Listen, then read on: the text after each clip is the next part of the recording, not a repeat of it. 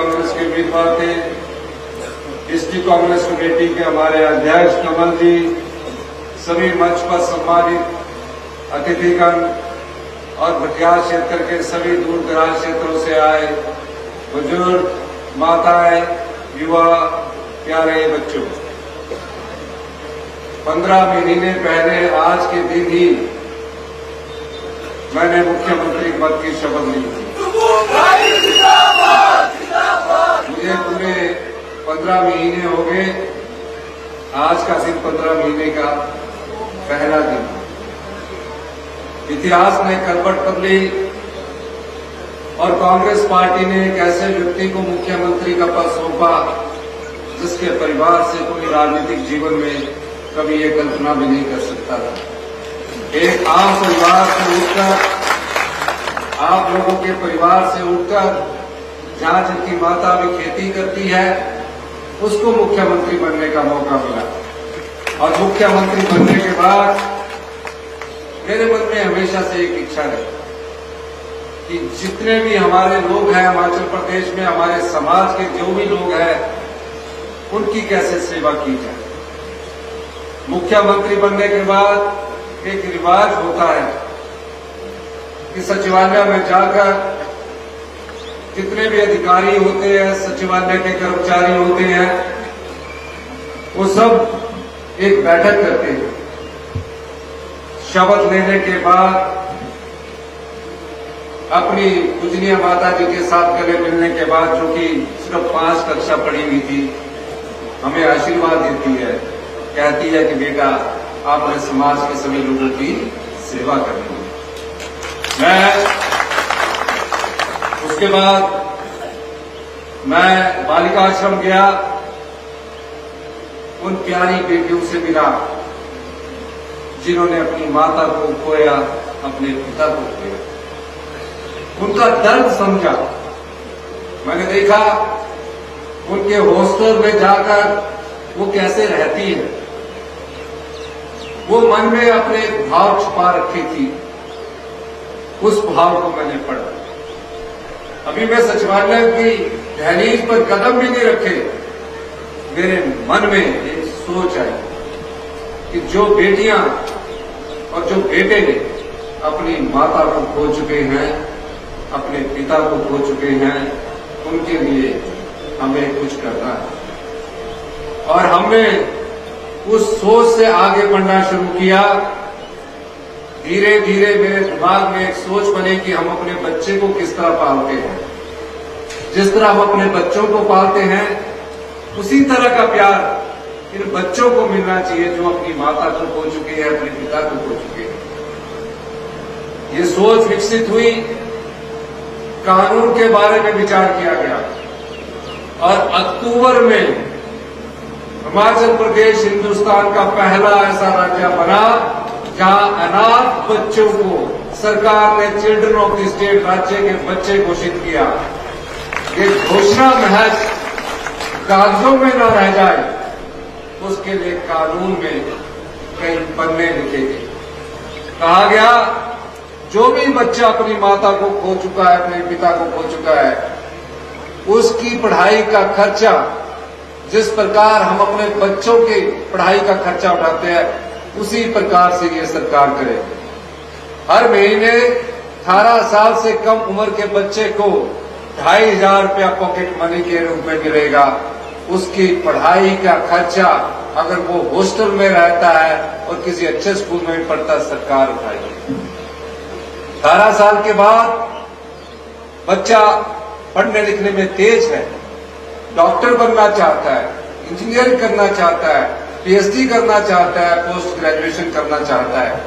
हमने कहा जिस तरह हमारा बच्चा, जैसे कि अभी हमारे कुलदीप ठाड़िया जी कह रहे थे कि पोस्ट ग्रेजुएशन की क्लासेस शुरू होनी चाहिए, हमने कहा जिस तरह हम अपने बच्चे का पालन पोषण करते हैं, उसी तरह इन बच्चों को किसी भी प्रकार के इंस्टीट्यूशन में जब एडमिशन मिलेगा, उसका सारा खर्चा सरकार उठाएगी, कोचिंग का भी सारा खर्चा सरकार उठाएगी।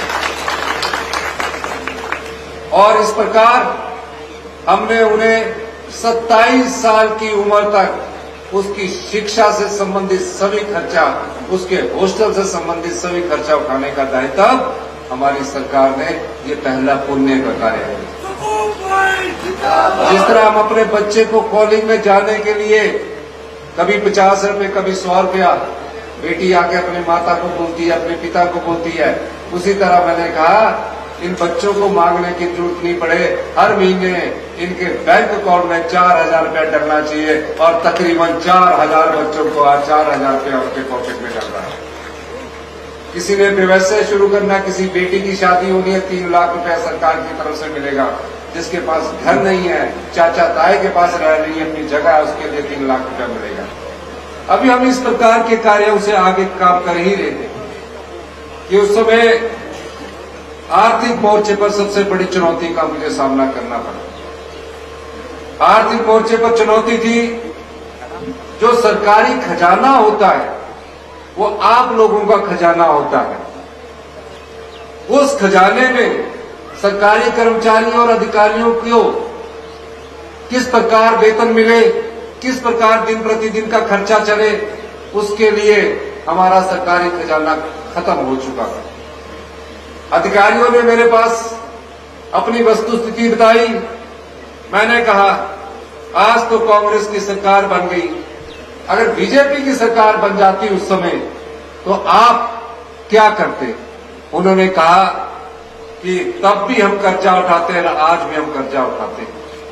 मैंने कहा अभी कुछ समय के लिए तो आप कर्जा उठाइए, लेकिन इसका मतलब ये नहीं कि हिमाचल प्रदेश कर्जे के बोझ के नीचे दबा रहे। बैठकें हुई, मैं खुद 1-1 बजे तक सभी अधिकारियों से बैठक करता रहा। जो अधिकारी 5 बजे छुट्टी करके चला जाते थे, 4 बजे छुट्टी करके चला जाते थे, सभी अधिकारी जब तक मैं ऑफिस में रहता था ये निर्देश दिए गए कि आप सब ऑफिस में रहिए। आर्थिक चुनौती को पार करने के लिए हमने दिन रात मेहनत की, हमारे मंत्रिमंडल के सदस्यों ने दिन रात मेहनत की। कैसे हम आगे बढ़े? यहां जो मेरे भाषण सुन रहे हैं मैं सबको बताना चाहता हूं, 75 लाख की हमारी जनसंख्या है और जो बच्चा अभी 1 साल का हुआ है उनको सबको मिलाकर 1,02,000 करोड़ रुपए का कर्जा आप पर चढ़ा हुआ है। 90,000 करोड़ रुपए के कर्जे के नीचे जो प्रदेश दबा हो, 10,000 करोड़ रुपए की 6th पे कमीशन की सरकारी कर्मचारियों की देनदारियां हो, उस प्रदेश के विकास का रास्ता कैसे लिखा जाए, ये एक चुनौती थी। उस चुनौती को हमने युद्ध की तरह लड़ा और आज हम धीरे धीरे उसमें सफलता प्राप्त कर रहे हैं। जब हम इस चुनौती का सामना कर रहे थे तो हमने कोई राजनीतिक इच्छा नहीं देखी। हमने कहा 1,36,000 जो सरकारी कर्मचारी हमारे हैं, जो प्रदेश में विकास की गाथा लिख रहे हैं, उन सरकारी कर्मचारियों का बुढ़ापा कैसे सुरक्षित रहे। अगर वो एनपीए में रहते, एनपीएस में रहते तो किसी को 2700 रुपया पेंशन मिलती, किसी को 3200 रुपया पेंशन मिलती। अधिकारी मेरे पर दबाव डालते रहे कि हम ये नहीं कर सकते, प्रदेश पूरा कंगाल हो चुका है, आने वाले दिन में हम अगले महीने की तनख्वाह तक नहीं दे पाएंगे। मैंने हिम्मत नहीं हारी। मैंने कहा ना कोई चुनाव है आज, ना अभी चुनाव होने वाले हैं, पर जो हमने कांग्रेस पार्टी ने कहा है इन सरकारी कर्मचारियों को हम ओल्ड पेंशन स्कीम से नवाजेंगे। अधिकारियों ने ना नुकर के बाद मैंने पहली कैबिनेट में 1,36,000 जो सरकारी कर्मचारी थे उनको ओल्ड पेंशन स्कीम से नवाजा। ये क्यों किया? क्योंकि मैं भी एक कर्मचारी का बेटा हूं, मैं दर्द जानता हूं, मैं भी एक किसान का बेटा हूं, एक आम परिवार से उठकर आज मुख्यमंत्री की कुर्सी तक पहुंचा हूं, तो दर्द भी जानता हूं, पीड़ा भी जानता हूं। फिर उसके बाद इतिहास की सबसे बड़ी आपदा आई। हम कभी कल्पना भी नहीं कर सकते थे कि हिमाचल प्रदेश में इतनी अत्यधिक बारिश होगी कि कई घर बर्बाद हो जाएंगे। मैं पूरे प्रदेश में गया। मैं अपने विधानसभा क्षेत्र नदौन में था। मुझे खबर आई कि कुल्लू में बाढ़ ने भयंकर तबाही मचाई। मैं रातों रात कुल्लू पहुंचा। वहां मैंने हाल देखा। पूरा कुल्लू जिला बेहाल था। पूरे कुल्लू जिले में ना रोशनी थी, सड़कें टूट चुकी थी। 75,000 पर्यटक हमारे फंसे हुए थे। 15,000 पर्यटकों की गाड़ी फंसी हुई थी। पूरे मंत्रिमंडल के सदस्य मेरे गए। सबकी हमने ड्यूटी लगाई। 48 घंटे के अंदर हमने बिजली दोबारा बहाल की, टेम्परेरी रास्ते जोड़े और 75,000 पर्यटकों को उनके घर सुरक्षित वापस पहुंचाया। ये सरकार की संवेदनशीलता थी। फिर बात आई 14 अगस्त को पता लगा पूरे हिमाचल प्रदेश में आजादी के एक दिन पहले बारिश ने भारी तबाही की है। कई घर बह गए, कई लोग हमें छोड़कर चले गए। एक ही दिन में भारी बारिश के कारण इतिहास की सबसे बड़ी 51 मौतें हुई। इस आपदा में 550 लोग अपनी जान गंवा गए। जहां भी जाता था परिवार के लोग रो रो कर ये कहते थे, बड़ी मुश्किल से हमने अपना एक घर बसाया, पाई पाई जोड़ी। मैं ये चीज जानता था क्योंकि 90% हमारे लोग जो है गांव में रहते हैं। सच में पाई पाई जोड़कर एक पक्का घर बनता है। और जब वो पक्का घर एक रात जब उसमें परिवार सोया हो और पता लगे कि अत्यधिक बारिश ने उस घर को भागकर ले जाना है, फटाफट अपने परिवार के साथ अपनी जान बचाई। जिस घर में वो रहते थे वो पूरी तरह घर बह गया। खाने के लाले पड़ गए। 16,000 घरों को नुकसान हुआ। परिवार में छोटे छोटे बच्चे थे जो रो रो के कह रहे थे कि अब हमारी पढ़ाई का हाल क्या होगा। कई माताएं, बुजुर्ग माताएं हमारे कंधे पर रो रो के कह रही थी कि बेटा बड़ी मुश्किल से घर बनाया, अब कैसे हम रहेंगे, कैसे गुजारा करेंगे। मैंने फैसला किया कि गांव में रहने वाला जो परिवार है वो तम्बू में नहीं रहेगा, कहीं भी किराए के मकान पर रहेगा और किराया भी हम 5,000 रुपया पर परिवार देंगे। जो शहर में रहने वाले लोग थे उनके लिए 10,000 किया और 31 मार्च 2024 तक सभी सुविधाएं फ्री दी। हम केंद्र सरकार से अनुरोध करते रहे कि आपदा आई है, हमारे जीवन काल में तो ऐसी कभी आपदा नहीं आई है। 16,000 घर तबाह हो गए, 16,000 परिवार सड़कों पर आ गए। केंद्र सरकार ने हमारी एक बात नहीं सुनी। मैं सुबह आपदा प्रभावित क्षेत्रों का दौरा करता था, शाम को आकर अधिकारियों से बैठक करता था। अधिकारी रोना रोते थे, पैसा नहीं है।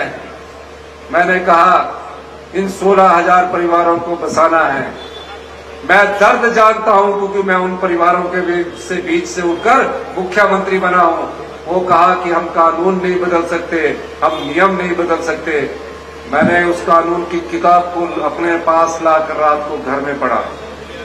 सुबह उठकर मैंने देखा कि कानून में लिखा है, नियमों में लिखा है कि सिर्फ पक्के मकान को सिर्फ 1.5 लाख रुपया मिलेगा। मैंने अधिकारियों को कहा कि इस नियम के तहत इसको इनका जो मुआवजा बढ़ाना पड़ेगा। और देखिए हमने उन 16,000 आपदा प्रभावित परिवारों के लिए कानून बदल दिया, नियम बदल दिया और जो सहायता आज भी केंद्र सरकार से 1.5 लाख रुपए की है उसको सीधा बढ़ाकर 7 लाख रुपए कर दिया ताकि वो घर तुम्हारा बन सके। यह संवेदनशीलता हमारे दिल में थी। केंद्र सरकार ने कोई मदद नहीं की। 4500 करोड़ रुपए का पैकेज हमने आपदा प्रभावित परिवारों के लिए दिया, लेकिन विकास की गति को रुकने नहीं दिया। और अब हम धीरे धीरे आगे बढ़ रहे थे। मैंने पाया कि हमारे गांव के किसान, गरीब आदमी, आम आदमी पटवारियों के चक्कर लगाते हैं, तहसीलदारों के चक्कर लगाते हैं, जूते घिस जाते हैं, कई बार इंतकाल तक नहीं होता। हमने राजस्व कानून में परिवर्तन कर दिया। तकसीम दादे के समय से शुरू होती थी, पोते के समय तक खत्म नहीं होती थी, क्योंकि आप लोगों ने मांग नहीं रखी। वो मुझे पता था, क्योंकि मैंने भी, हम लोगों, हमारे परिवार वालों ने भी धक्के खाए थे। इसको बदलना पड़ेगा। और मुझे खुशी इस बात की है, 90,000 इंतकाल हो चुके और 7,000 तकसीम जो 20 सालों से चली हुई थी वो हो। फिर हमने कहा कि अब हमारा दूसरा बजट पेश होना है। मैंने पूछा, जो हमने भ्रष्टाचार के चोर दरवाजे बंद किए उससे कितनी आय हो रही है? मुझे पता लगा कि हमारी आय बढ़ना शुरू हो चुकी है। मैंने सब पर शिकंजा कसा, खनन माफिया पर शिकंजा कसा, भ्रष्टाचार पर लगाम लगाई। और भ्रष्टाचार की एक कहानी, जो युवा सबॉर्डिनेट सिलेक्शन बोर्ड के द्वारा पेपर देते थे, +2 में मेरिट में आते थे बोर्ड की, 10th में बोर्ड की मेरिट में आते थे, ग्रेजुएशन में टॉप करते थे, पोस्ट ग्रेजुएशन में टॉप करते थे, पीएचडी करने वाले बच्चे भी। जो सबॉर्डिनेट सिलेक्शन बोर्ड हमीरपुर का है, और जगह सब जगह टॉप करते थे, लेकिन सरकारी रोजगार नहीं मिल पाता था। बेटियां आई मुझसे कहा कि, एक बेटी ने मुझसे कहा, मेरे से कोई भी एग्जाम कर दो, मैं उसमें टॉप करूंगी, लेकिन मैं सिलेक्ट क्यों नहीं हो रही? मैंने जाल बिछाया, और जब पता लगा कि सबॉर्डिनेट सिलेक्शन बोर्ड के सरकारी कर्मचारी और अधिकारी पेपर लीक करते थे, पेपर को बेचते थे, और जो योग्य उम्मीदवार था वो उसमें नौकरी नहीं मिल पाती थी, और जो पेपर खरीदता था उसको नौकरी मिल जाती थी। मैंने उस पर तुरंत कार्रवाई की, क्योंकि मैं युवाओं के भविष्य से खिलवाड़ नहीं करना चाहता था। और मैंने उस भ्रष्टाचार के अड्डे को भंग किया, और जो पेपर बेचने वाले लोग थे वो आज भी जेल की सलाखों के पीछे पड़े हैं। यह सरकार की कटिबद्धता होती है।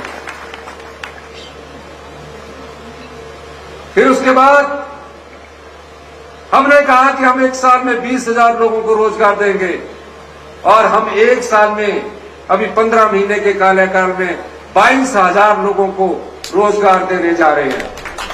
6,500 हमारे टीवीटी, जेवीटी, ये सब की भर्ती हो रही है। 231 में वन मित्र भर्ती हो रही है, 984 पटवारी भर्ती हो रहे हैं, 10,000 आईपीएच में भर्ती हो रहे हैं। ये सब क्यों किया? क्योंकि युवाओं को रोजगार के साधन मिलने चाहिए। धीरे धीरे हम सेकंड बजट की तैयारी कर रहे थे। बजट बनने में धन का प्रावधान करना पड़ता है। मैंने पता किया कि 20% हमारी अर्थव्यवस्था में सुधार हुआ, और बजट से ठीक पहले एक घटना हिमाचल प्रदेश में घटी, जिसकी कोई कल्पना भी नहीं कर सकता था। 6 कांग्रेस के विधायकों ने क्रॉस वोटिंग कर दी। क्रॉस वोटिंग की, उसके अगले दिन बजट पास होना था। अगर बजट पास ना होता तो सरकार गिर जाती। और वो बजट आम लोगों के लिए बजट था, गरीब लोगों के लिए बजट था, उस किसान के लिए बजट था जिसकी आर्थिक समृद्धि को हम मजबूत करना चाहते हैं। मैं पठानिया जी के पास ऑफिस में बैठा हुआ था। पठानिया जी लॉ के ज्ञाता है। तभी मैंने कहा, इतिहास पठानिया जी को याद रखेगा इनकी ईमानदारी के लिए। इतिहास पठानिया जी को इनकी जजमेंट के लिए इतिहास रखेगा। मैं वहां बैठा था। मुझे खबर मिली, हम भारतीय जनता पार्टी के नेता जो सत्ता की भूख में पागल हुए थे, अंदर नारे लगा रहे थे और हम इनके कमरे में बैठे हुए थे। खबर मिली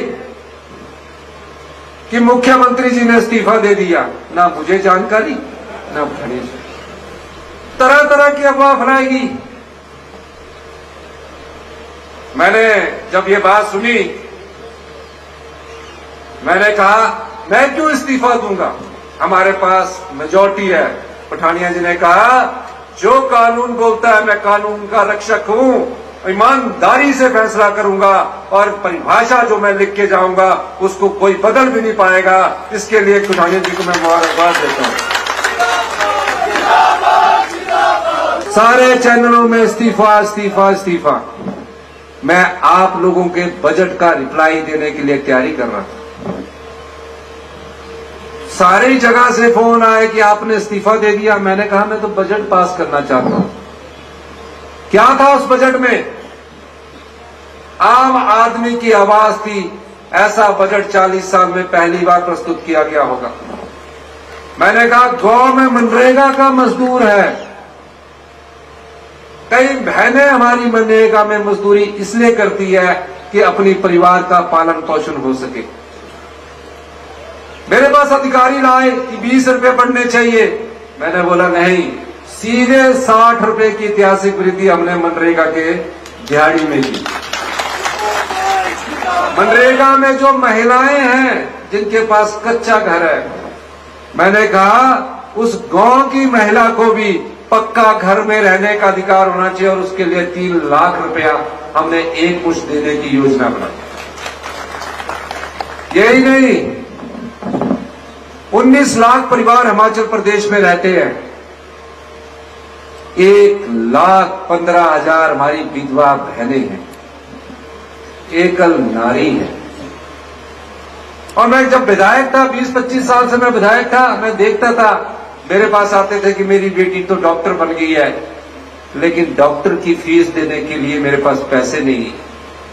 मेरी बेटी तो IIT में चली गई है, IIT की फीस देने के लिए मेरे पैसे नहीं है। कभी किसी रिश्तेदार से उठाती थी, कभी किसी के लोन से उठाती थी। बैंक भी लोन उनके कागज जमा करने के बाद देता था। हमने इस बजट में 1,15,000 महिलाओं के जितने भी बच्चे हैं, वो चाहे IIT में सिलेक्ट होते हैं, चाहे डॉक्टरी में सिलेक्ट होंगे या हिंदुस्तान के किसी भी कॉलेज में सिलेक्ट होंगे, उनकी सबकी पढ़ाई का खर्चा सरकार उपलब्ध करवाएगी और उनके हॉस्टल का खर्चा भी सरकार उपलब्ध करवाएगी। ये सरकार ने उन विधवा महिलाओं के लिए, बहनों के लिए किया। फिर किसान की बात आई। हम खेती करने वाले लोग हैं और कोई इतना धनवान नहीं है हिमाचल प्रदेश में जिसके पास एक घर और छोटी सी जगह ना हो। मैंने कहा किसान की आय कैसे बढ़ेगी? तो किसान की आय के लिए सबसे पहले हमारे घर में पशु होता है, गाय होती है या भैंस होती है। अब मैं देखता था कि गाय का जो दूध है वो 32 रुपए किलो गाय से खरीदा, तो हमारे पशुपालक से खरीद लिया जाता था, तो उसको कुछ आय नहीं होती थी। मैंने अंदाजा लगाया और हिंदुस्तान का पहला ऐसा कानून बनाया जहां गाय के दूध का मूल्य 45 रुपए किया और भैंस के दूध का मूल्य 55 रुपए किया। अब जिसने गाय रखी होगी, जिसने भैंस रखी होगी, उसके पास गोबर भी होगा। तो हमने गोबर आधारित खेती पर जो गेहूं पैदा करेगा उससे सरकार 40 रुपए किलो के हिसाब से गेहूं खरीदेगी और 30 रुपए किलो के हिसाब से मक्की खरीदेगी। इस प्रकार का कानून बनाने वाला हिमाचल पहला राज्य बना। मैं ये भी देखता था कि जो बुजुर्ग है हमारे घर में, नौकरी वालों को तो सब कुछ मिल जाता है। किसान जो बुजुर्ग होता था, अगर कहीं बीमार हो जाए तो उसके पास थोड़ा थोड़ा पैसा अपनी कुंजी में जमा करके रखता था। हमने बजट में कहा कि 70 साल से ऊपर जितने भी बुजुर्ग होंगे, उनको कोई बीमारी हो जाती है, उसका सारा खर्च सरकार उपलब्ध करवाएगी। ये कांग्रेस पार्टी ने किया। अब ये पैसे कहां से ला रहे थे? ये पैसे उन चोर दरवाजों को बंद करके ला रहे थे जो आपका धन पिछले दरवाजे से लूट रहे थे। ये अभी बजट पास होना, उसमें ये योजनाएं थी, कई और योजनाएं थी, लेकिन बजट पास ना हो, आम लोगों का बजट पास ना हो, गरीब की दर्द का बजट पास ना हो, इस प्रकार के हमारी सरकार को कसने का षड्यंत्र रचा गया। मैं धन्यवाद करूंगा सब विधायकों का जिन्होंने अपना ईमान नहीं बेचा। जनता के वोट पर जो जीत कर आते हैं और नोट के दम पर जो बिक जाते हैं, जनता उन्हें कभी माफ नहीं करेगी। क्या आप लोग माफ करेंगे उन्हें? दोनों हाथ खड़ा करके बताइए। आपकी भावनाओं से चुनकर जब विधायक जाते हैं, क्या ये हिमाचल प्रदेश की संस्कृति है, जो देवी देवताओं की धरती है, जहां वीर सपूत अपनी जान सरहद पर देता है, वहां एक जनता का प्रतिनिधि जब बिकता है, अपना ईमान बेचता है, अपना ईमान बेचकर चोरी छिपे होकर होटलों में भाग रहे हैं। 8 दिन वो पंचकुला के ललित होटल में रहे, कहां से इतना पैसा खर्च किया? फिर हरिद्वार जा रहे थे पाप धोने के लिए। गंगा मैया ने कहा, भाई आप तो इतने पापी हैं, आप तो इतने पापी हैं, आपकी मैं मैल नहीं साफ कर सकती, और ऋषिकेश चले गए तपस्या करने के लिए। कहते तुमने तो इतने पाप किया कि हमें मैला, फिर ऋषिकेश चले गए, अब वहां बैठ के तपस्या कर रहे हैं। क्यों डरे हुए हैं? ये लोकतंत्र है। कुछ ने कहा कि हम तो अंतरात्मा है। कांग्रेस पार्टी से जब टिकट लिया था और हाथ के निशान पर चुनाव लड़ा था, तब अंतरात्मा नहीं थी। फिर हमने अंदाजा लगाया ये अंतरात्मा नहीं, ये तो धनात्मा है। और धन के दम पर जो राजनीति खेलते हैं, जो खरीदने की कोशिश करते हैं, आम परिवार के आदमी कभी बिकते नहीं है। और मैं आज दावे के साथ कह सकता हूं, हमारी सरकार 5 साल चलेगी। आप लोगों की सरकार है। मुझे कोई मुख्यमंत्री की कुर्सी की भूख नहीं। मैं तो छात्र जीवन से राजनीति करता आ रहा हूं। एनएसयू की बेटियां बैठी है, यहां से मैंने अपना राजनीतिक जीवन शुरू किया। एनएसयू का स्टेट का प्रेसिडेंट रहा, युवा कांग्रेस का स्टेट का प्रेसिडेंट रहा, 25 साल से विधायक रहा, कभी मंत्री नहीं बना। मुझे कभी ये शौक नहीं है, ना मुझे सत्ता की भूख है, लेकिन जो कुर्सी मुझे मिली है वो आम लोगों की कुर्सी है, गरीब लोगों की कुर्सी है, किसान की कुर्सी है। और इसकी रक्षा सिर्फ आप कर सकते हैं। इसकी रक्षा आप कर सकते हैं। ये कुर्सी आपकी है, ये कुर्सी आपकी है। 5 साल बाद जब हम महसूस करेंगे कि जब एक आम परिवार का व्यक्ति, एक कर्मचारी का बेटा, एक किसान का बेटा इस कुर्सी पर बैठा है, 5 साल बाद जब आपकी आर्थिक समृद्धि होगी, आप महसूस करेंगे। हम पैसा का सदुपयोग कर रहे हैं, उन चोर रास्तों को बंद करने की कोशिश कर रहे हैं, जो चोर रास्ता आपके धन को अपने लिए प्रयोग में ला रहा है। 40 साल से ऐसी व्यवस्था चली कि आज हमारा जो शिक्षा का स्तर है, स्कूल में जो पढ़ने वाले बच्चे हैं, हिमाचल प्रदेश में 98 स्थान पर आ गए। दूसरी का बच्चा 5वीं की किताब नहीं पढ़ पाता। इस प्रकार की शिक्षा नीति देकर है। हमने उसमें परिवर्तन किया। हमारे टीचर पढ़े लिखे हैं, टेस्ट के माध्यम से आते हैं। हमने कहा ये जो 2 महीने बाद आपका एकेडमिक सेशन शुरू होने जा रहा है, इसमें पहली कक्षा से इंग्लिश मीडियम में पढ़ाई शुरू कर दी जाएगी। आपको ड्रेस चुनने का भी खुद ही मौका दे दिया जाएगा, ताकि उनके मन में ये कमी ना रहे कि आत्मविश्वास की कमी ना रहे। मैं तो खुद गवर्नमेंट स्कूल से पढ़ा हूं, आम स्कूल से पढ़ा हूं, कॉलेज गया, यूनिवर्सिटी गया। मैंने कभी सोचा भी नहीं था कि कभी मैं मुख्यमंत्री की कुर्सी पर पहुंचूंगा। हम तो संघर्ष की राजनीति करते रहे, लेकिन जब आज मौका मिला है तो समाज के अंतिम व्यक्ति तक पहुंचने का हमारी सरकार का ध्येय है। इसीलिए मैं आज आपसे कहने आया हूं, जो पाप उन लोगों ने किया है, गंगा भी बोलती है कि मैं भी मैली हो जाऊंगी तुम्हारे पाप धोते धोते। एक बार सुखू जी, आज सुखू जी, एक बार सुखू जी, बार बार सुखू जी। जो जनता के वोट से जीत कर आते हैं और नोट के वोट पर बिक जाते हैं, नोटों के दम पर जो बिक जाते हैं, जनता उन्हें कभी माफ नहीं करेगी। ये लोकतंत्र की हत्या करने की जो भी लोग कोशिश करते हैं और जो सत्ता की भूख में किसी भी प्रकार का कृत्य करने की कोशिश करते हैं, जनता उन्हें कभी भूलेगी नहीं। मैं आप लोगों से एक अनुरोध करने आया हूं, क्या आप इस आने वाले चुनाव में, लोकसभा के जो चुनाव होंगे, उसमें जो बिकाऊ माल है और जो खरीदने वाली भारतीय जनता पार्टी है, उसके खिलाफ एक आंदोलन के रूप में खड़े होंगे कि नहीं होंगे? सारे हाथ खड़े करके बताओ, जोर से हाथ खड़े करके बताओ। ये बिकाऊ राजनीति नहीं चलेगी हिमाचल में, राजनीति में भी शुचिता लानी पड़ेगी। ये भ्रष्टाचार के चोर दरवाजे हमें बंद करने पड़ेंगे, और जब भ्रष्टाचार के चोर दरवाजे बंद हुए तो मैं आपको बताना चाहता हूं कि हमने 2200 करोड़ रुपए का राजस्व आपके लिए कमा के रखा, आपके लिए। और उस 2200 करोड़ में जहां हमने 4% डीए की किस्त दी,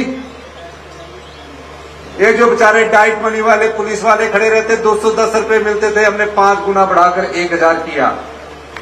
और उस 2200 करोड़ में जो बेटी या हमारी 18 साल की उम्र पार कर चुकी है, 18 साल की उम्र जो बेटी पार कर चुकी है, और जब तक उसका जीवन रहेगा, जब तक उसमें अंतिम सांस रहेगी, 80 साल 90 साल तक, ये सरकार हर महीने उसे 1500 रुपए देगी और साल का 18,000 रुपए देगी। ये क्यों हुआ? ये क्यों हुआ? क्योंकि जो भ्रष्टाचार के चोर दरवाजे थे, उनको हमने बंद किया और राजस्व कमाया। आपका पैसा आपने बांटा है, जनता का पैसा जनता में बांटना चाहते हैं हम। आम आदमी का पैसा आम आदमी में बांटना चाहते हैं हम भ्रष्टाचार के सभी दरवाजों को बंद करेंगे, और जो बिकने वाले विधायक है, उनका रास्ता रोकने का काम आप जनता करेगी।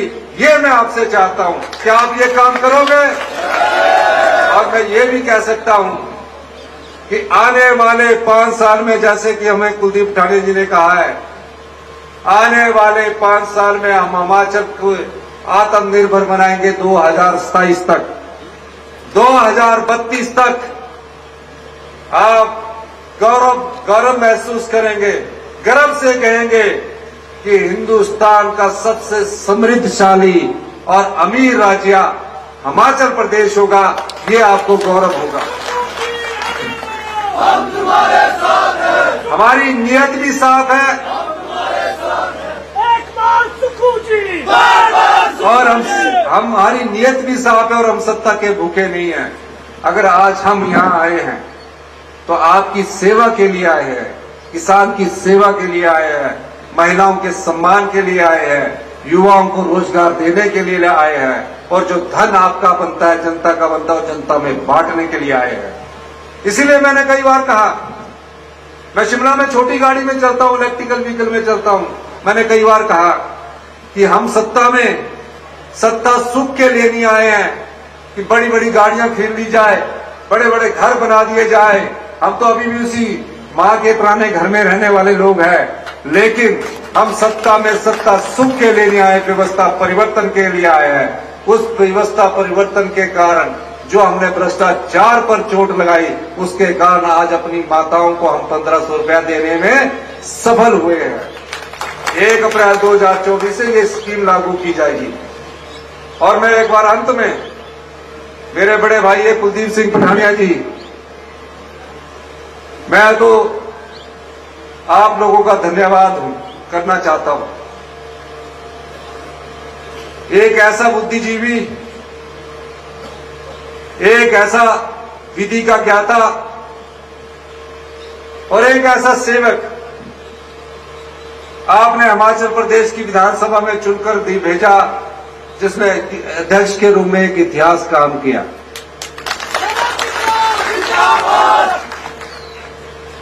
और ये मेरे लिए नहीं है, ये हमारे जो सत्ता पक्ष और विपक्ष के विधायकों में भी बड़े लोकप्रिय है। और जो कानून की ये परिभाषा लिखते हैं, ऐसे बहुत कम ही विधि के ज्ञाता होते हैं जो ऐसी परिभाषा लिख सकते हैं। कई प्रकार से इनको भी डराने की चेष्टा की गई, कई प्रकार से इनको भी तरह तरह के लालच देने की कोशिश की गई, लेकिन ऐसा ईमानदार और ईमान ना बेचने वाला आपने अपना विधायक चुनकर भेजा, जो आज विधानसभा की कुर्सी पर बैठा है। इनके बेटे सौरभ चौहान, सौरभ पठानिया, सुनाव पठानिया सब, इनके बेटे सुनाव पठानिया, वो भी इनकी तरह हमेशा काम में आपके साथ व्यस्त रहते हैं। ईमानदार पे आपके ईमानदार बेटे हैं,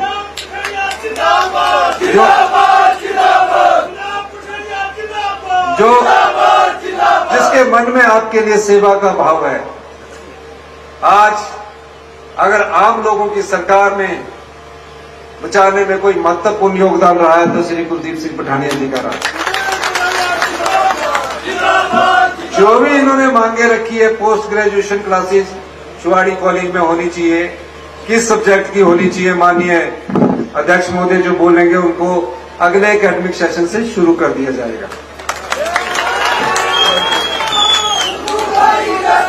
वैसे तो ये विधानसभा में हमें डांटते रहते हैं, बैठ जाइए, खड़े हो जाइए, और वैसे भी अधिकारियों को डांटते रहते हैं क्योंकि पढ़े लिखे हैं। सिविल कोर्ट की बात जो इन्होंने की है, हम हाई कोर्ट से परमिशन लेकर जल्दी ही चुवाड़ी में सिविल कोर्ट भी शुरू कर देंगे। न्यू डीएसपी ऑफिस खोलने की बात की है, वो न्यू डीएसपी ऑफिस इनका यहां इसी सेशन में खोल दिया जाएगा। और फायर ऑफिस की पोस्ट सेक्शन करने के लिए जरूरी है, वो भी कर दिया जाएगा। अभी तो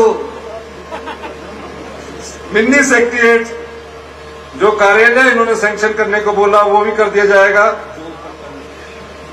हाँ, एक बात इन्होंने कही है, मैं जोग टनल के लिए, मेरी नीरज नैयर जी से भी बात हुई, आपसे भी बात हुई कि ये टनल बना दीजिए। हर विधानसभा में सवाल पूछते थे, और हर विधानसभा में जब सवाल पूछते थे कि हमारे को तो 4 घंटे यहां पहुंचने में लग जाते हैं, आप लोगों को तकलीफ है और हम तकलीफ ही दूर करने आए हैं। मैं इसकी फिजिबिलिटी रिपोर्ट बनाने के लिए 4 करोड़ रुपया स्वीकृत करने की घोषणा करता हूं। बनेगी समय के अनुसार, अभी तो पहले डीपीआर बनेगी। ये ना बोलो कि अगली बार में आऊंगी हमारी टनल कहां गई, तो ये अभी पहले इसकी डीपीआर बनेगी। बाकी तो सारे स्कूल इन्होंने +2 अपने आप ही करवा लिए हैं, और भी बोलेंगे तो कर देंगे। एक मैं और कहना चाहता हूं, जो आईपीएच का सब डिवीजन खुला है, मान्य हमारी बहन आशा डिवीजन खुला है, यहां के लिए नया डिवीजन स्वीकृत किया जाएगा। आशा कुमारी जी का जो डिवीजन है उसको वैसे ही रहने दिया जाएगा। और भी जो हमारे जो चुनकर नहीं आए हैं, कांग्रेस पार्टी आपके साथ कंधे से कंधा मिलाकर खड़ी है, यही मैं कहना चाहता हूं। और कुलदीप पठानिया जी ने मेरे से भी ज्यादा, मैं ये कहना चाहता हूं, मेरे से भी ज्यादा, मैं मुख्यमंत्री हूं जिस क्षेत्र से, वो मेरे से भी ज्यादा अभी आपके 1 साल में काम करवाया है, इतना पैसा ये लेकर आया है। और हमेशा ये कहते रहते हैं कि मैंने अपने चुवाड़ी और भटियात की जनता की सेवा करनी है। मेरे को मौका बड़ी एक बार मिला है, अभी तो स्पीकर बने हैं ना, स्पीकर में हमारी सारी क्लास लेते रहते हैं। मैं इनको बोलता हूं कि अभी थोड़ा रुक जाइए, पैसे की कमी है, जब पैसे आएंगे आपको और दिए जाएंगे। इन्हीं शब्दों के साथ मैं आपका बहुत बहुत धन्यवाद करता हूं। इस आशा के साथ, सच्चाई बार बार झूठ से टकराती है। सच का टकराव हमेशा झूठ से होता है। बार बार झूठ बिकना शुरू हो जाता है, लेकिन अंत में जीत सच्चाई की होती है। तो ये सच्चाई की जीत आप अपने वोट के द्वारा लोकसभा में परिवर्तित करेंगे। क्या आप इसको परिवर्तित करेंगे कि नहीं करेंगे? पीछे वाले नहीं कर रहे, हाथ जोर से कराओ। करेंगे? धन्यवाद।